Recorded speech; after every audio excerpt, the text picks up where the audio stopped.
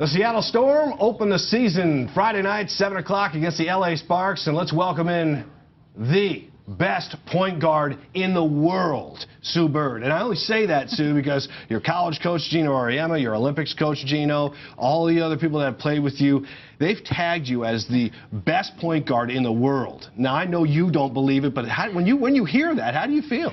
Normally it's my teammates and my coaches, right? Yeah. So they know if they don't say that, I'm not going to pass them the ball. No, it's obviously it's a big honor, especially if someone like Coach Auriemma says it. So I definitely appreciate it. Yeah, that's cool. Well, you know, we'll talk about the U.S. Olympic team in just a minute, but let's talk about this Storm game and the team itself. You're not going to have Lauren Jackson until August. Tell me a little bit about what fans can expect from this Storm team. Well, we look different. You know, Brian and his staff made a lot of moves in the offseason, but I think we're going to be it's going to look different, but we're going to be just as good. We're a little bit older, a little more experienced, brought in some great talent, Ann Waters, Tina Thompson, and then we had the #2 pick in the draft, and she is very talented. Yeah, so when you go without Lauren Jackson, how difficult will it be to play without, you know, one of the best players in the world? It is. And unfortunately, we've actually experienced that just with Lauren having a couple injuries in the last few years.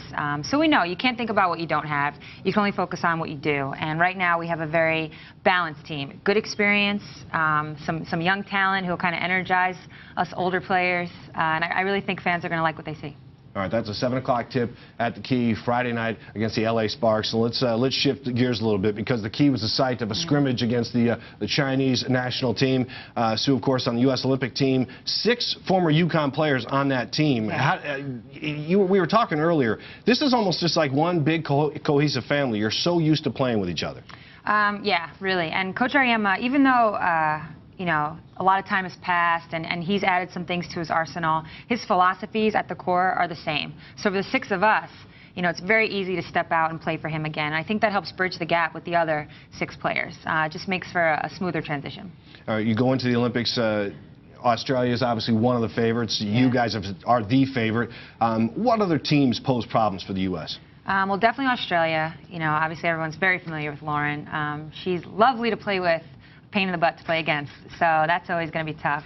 And then there's Russia, who's always been a tough competition for us. And then we joked about it, my sleeper team is France. Not a lot of people are talking about France, but they're very talented, they're young, and I know they're very hungry. All right, a couple teams to look for. When you talk about Lauren Jackson and playing against her, and she's a pain in the butt. Yeah. What is it about her that makes it so difficult? Everything you love about playing with her, you hate when you have to go against it. Just her competitiveness, that fire in her eye. You know, she will literally knock you out of the way to get the ball, to score, to do whatever it is that her team needs her to do. And like I said, when you're on that other side, it's not so nice getting hit. I cheer for her when she's doing it to other people, but I don't like it so much. Well, let's talk about getting hit a little bit, because we've seen you recently with the mask, and unfortunately that's become kind of a part of your uniform of late. Are we going to see that again? You know, are you trying to shed it? Yes, I'm trying to shed it. It's been over a month now since I actually broke it when I was overseas. So it's been over a month, and I think the time has come for me to take it off. But you might see it in the first couple of games, just so I can kind of go through my own little adjustment period without it. But it's a transition, isn't it? Yeah, it's definitely more of a mental thing. You know, when you have it on, you feel safe and protected. You just have to get used to it when it's off to feel that way again. Yeah, man, I look at you on the court and I was like, I don't know how she plays, you know, so well with that on there. But do you just forget about it being on there? Just becomes part of your face? A little bit. It's very hot, and the sweat like drips down into your mouth, which is not very pleasant. But more than that, as a point guard, people always joke about Rip Hamilton. Oh, you're going to be like Rip Hamilton now. And I think he's kind of lucky. He doesn't have to dribble as much as I do, because when you're dribbling, you don't realize how much just to glance down a little bit, that mask is in the way. So it's kind of an annoying thing, but it allows me to play, so I guess I can't complain too much. Yeah, that's true. It keeps you on the court. The U.S. team, when Geno came by last week, he said that it's tough for some teams because a lot of teams get to play for a long time together. They practice together, like the Australian team. Lauren's not going to be here. They're down there working out. They want the gold. Your team gets a very small window to practice. Is that a big disadvantage? Of course. It's a huge disadvantage. It's probably the one advantage that these other teams have over us. But, you know, we have 6 UConn players. And even beyond that, you know, if I haven't played, you know, against Simone a million times, I mean, if you've played with them a million times, there's always, I know these players very well, they know me very well, and it goes for everyone. So even though we haven't been one group at the same time for a long time. We've played with each other at different times and are very comfortable. And when is the date that you take off?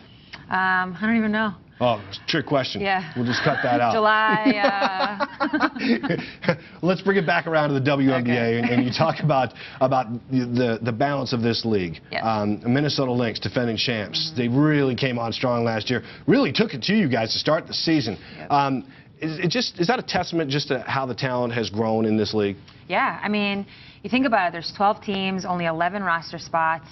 With every new draft class, there's probably 10, 11 really talented players coming in, and not a lot of players retire.